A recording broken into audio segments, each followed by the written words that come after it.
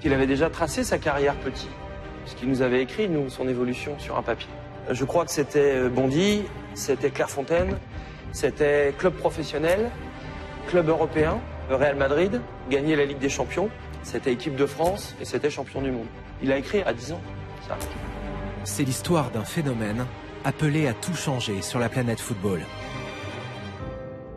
À 10 ans, Kylian Mbappé est déjà repéré par les plus grands clubs d'Europe. Ce qu'il faisait techniquement, il le faisait 100 fois plus vite que les autres. On était tous persuadés au club qu'il irait là où ça a été... À 12 ans, il intègre l'école d'excellence de la Fédération française de football, l'INF Clairefontaine. Ici, les autres l'avaient surnommé MBB parce qu'il boudait. Mais bon, dès qu'il était sur le terrain, tout de suite, ça rayonnait.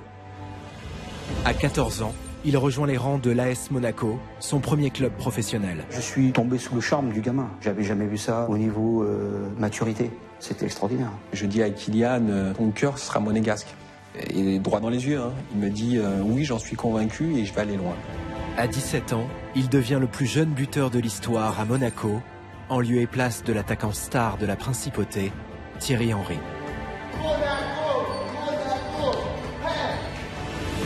À ses 18 ans, le PSG s'offre la pépite Mbappé pour 180 millions d'euros. Le transfert le plus cher de l'histoire, après celui de Neymar. Ses racines, c'est aussi la région parisienne. Kylian voulait réussir d'abord chez lui. On ne part pas dans le monde avant d'avoir réussi chez soi. À 19 ans, Mbappé devient le plus jeune Français de tous les temps à disputer un mondial. Il sauve la patrie presque. Il a pris le ballon de notre camp, il a perdu tout le monde. Il dit qu'on me la lève. Comme il est monté à 37 km/h, je l'appelais 37. Mais on n'avait jamais vu ça. C'est un peu comme si on avait vu passer le foot français du noir et blanc à la couleur. À 19 ans toujours, il marque en finale avant de se hisser sur le toit du monde. Qui peut dire qu'on a fait une finale où on a écrasé la Croatie? Ces matchs-là, quand j'étais jeune, la France les perdait tout le temps. Et d'un seul coup, il y a un déclic, l'arrivée d'Mbappé. Au bout de cette magnifique lance qu'est l'équipe de France, il y a une pointe. Une pointe qui permet de percer les filets adverses. Et cette pointe, c'est Mbappé. Ses proches et ses amis. Il arrivait quelquefois le matin et je savais que ça allait être une journée catastrophe pour lui. Après la finale de la Coupe du Monde en Russie, j'ai eu la chance de vivre ça de l'intérieur. Il me dit ouais, j'ai gagné la Coupe, ouais.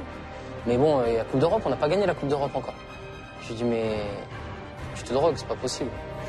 Ses coéquipiers, ses adversaires, ses dirigeants. Il voulait pas descendre les Champs-Élysées. C'est bien, mais c'est un peu gênant, je trouve. Peut-être que c'était trop. Pour la première fois, tous ont accepté de nous révéler les secrets d'un surdoué. Tout est possible. C'est ça la leçon de vie de Kylian Mbappé. Tout est possible.